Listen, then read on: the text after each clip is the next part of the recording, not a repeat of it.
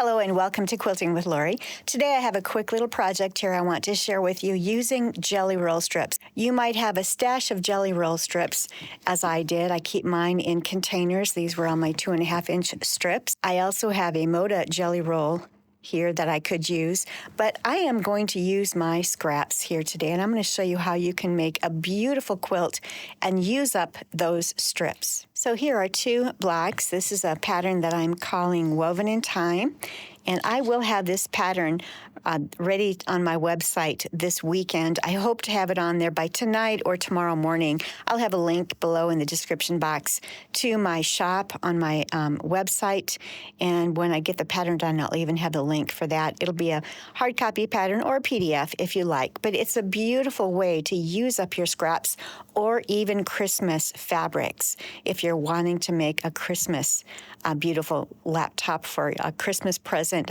as a gift for a family member or even your own home. If you're not familiar with my Speedy solutions to cut and organize your scrap stash, I will link a video below as well as the book set. This book it's got techniques in there that will take you step by step through how to get your stash cut, sorted, organized, and ready to use in beautiful quilts. And this is a corresponding patterns book. Between the two books, not only do you get all those techniques, but you also get a total of 17 scrappy patterns. So I'll have that linked below, and make sure you watch the video. You'll really enjoy that. It will really help you get things squared away in your stash. Now let me show you also some Christmas fabric that you can use to make this beautiful woven in time quilt.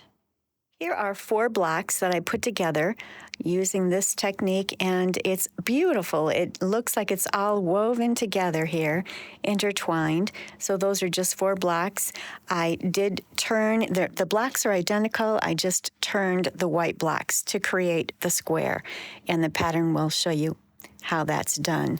But really fun. These are just red, green, and white fabrics. Maybe you have a yard or so of each of those that you can create a beautiful wall quilt for your home this holiday season. So you know me, I like to use up my scraps whenever I can. So I went into this 2.5-inch bin. I guess I have it upside down there.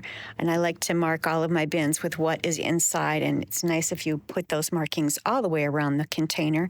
But what I did then is I just pulled things out and I divided them into darks, mediums, and lights. And what was really kind of fun, I will always save leftover pieces. So these are 2.5-inch squares that were left over, and they're going to work beautifully for this quilt. So I'm going to use those. I also had been working on another log cabin, so I have some 4.5-inch lights and some 6.5-inch lights that were cut up and put in there, so I can use those as well. So some of the cutting is already done for me, but I'm going to go through and cut what I need of lights, mediums, and darks to make these 2 blocks. It's the light block and the dark block. That's how I'm identifying them. So I mentioned these extra pieces here. They're 2.5-inch squares put together in a strip of 3, and they work perfectly for the center of the light block. And so I'll be using these in light blocks. You'll notice my scrappy blocks are not completely matchy-matchy, and that's okay. This is a scrappy quilt that I'm making with these, and it will work beautiful. Every block will be different. So in the Christmas quilt that I just showed you a moment ago with the 4 blocks, the dark blocks are all going to be the same Christmas fabrics. The light blocks will be the same Christmas fabrics. But in this scrappy one, we are just going to be using lights, mediums, and darks. So every block is going to be a little bit different, and that's how I'm going to use up those 2.5-inch strips from my stash. If you have a lot of 2.5-inch strips, this is a great jelly roll pattern for you to use. I'm going to make the dark block first. And so I've just taken my jelly roll strips. I have a light 2.5-inch that I need for the center. I have some 2.5-inch strips that are cut in 8.5, 6.5, and 2.5 there for the darks. And for the mediums, I have some 2.5, 4.5, and 6.5. And now I'm going to lay the block out and show you how it is put together.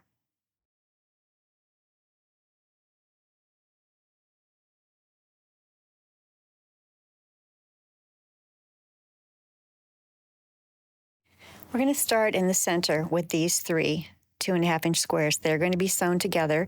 I do like to press my seams open. I'm finding that I'm doing this much more often by pressing them open as I'm sewing everything. I use my finger and press it open on the bottom and then go to the top and press it open. And then I'll take it to the iron about every 2 or 3 steps just to make sure it's pressed nicely with steam. But this just allows your seams to be very, very flat. I do make sure that my stitch length is either 2 or 2.2, so it is a shorter stitch length. But I'm just finding that this is working so much nicer for me in having flat seams for quilting.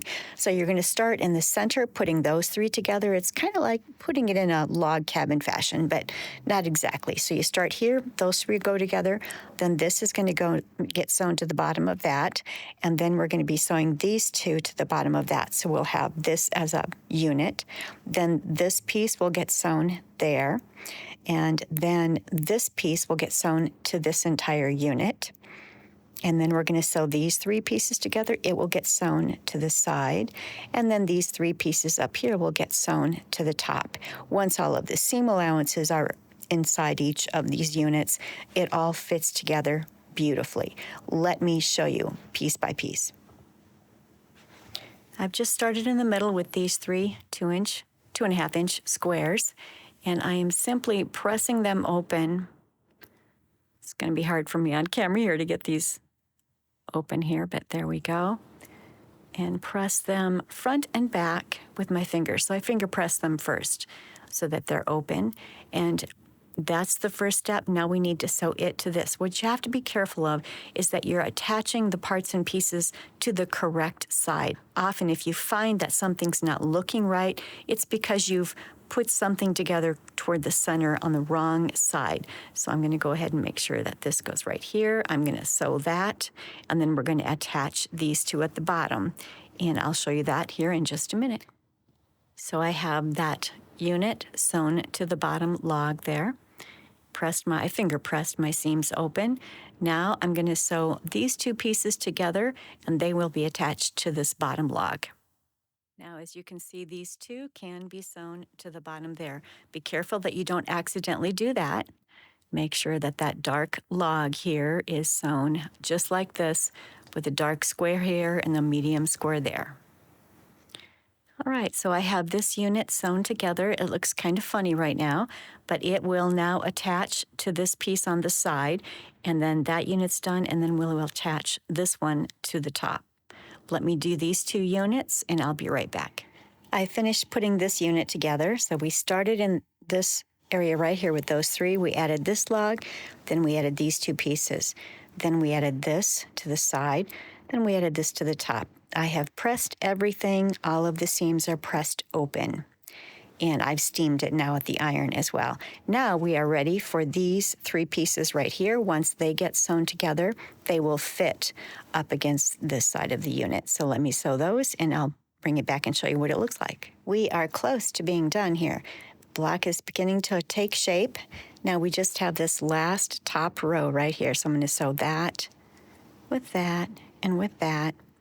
And that row, once it's sewn together, will fit across the top, and the block is finished. So I have one of the darker blocks done. Here's another one, and I have a light block, and each block is put together in the same fashion. Very simple block, nothing but 2.5-inch strips, and I simply went to my stash and grabbed all of my 2.5-inch strips, divided them into darks, mediums, and lights, and I'm going to continue using them to make a beautiful quilt from my stash. Let me show you again what it looks like using the Christmas fabrics and how you can play with the layout. The pattern will show you how you can just use the straight row layout where every block is placed in the same fashion here, in the same orientation. And here we've got them placed where the reds are all facing that direction and the lights are all facing that direction. So it creates these beautiful squares where they're all intertwined. Beautiful layout. So those are options for you. Here I have it where it is laying so that the red blocks or the dark blocks are facing that direction and the light blocks are facing that direction, which allows that dark line there to create the square. Isn't it beautiful?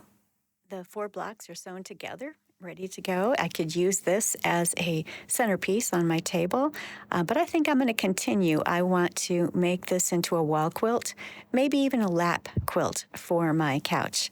You could certainly make this quilt pattern as large as you'd like by just simply making more blocks. You could use it on a bed, king-size quilt, queen-size quilt, whatever you choose. Very fun, very fast, and very easy to make. As I mentioned, I'll have the pattern out on my website by later this evening or tomorrow morning. Just check back on my website or in this video and check the links below. I'll have the pattern available as a regular pattern that I can ship to you or a PDF, whichever you prefer. And I'm excited to get this done and available for you. I hope many of you will choose to make this. Use up those 2.5-inch strips, your jelly roll pieces that you have in your stash, and let's create some gorgeous quilts together. So until next week, have a wonderful weekend and happy quilting.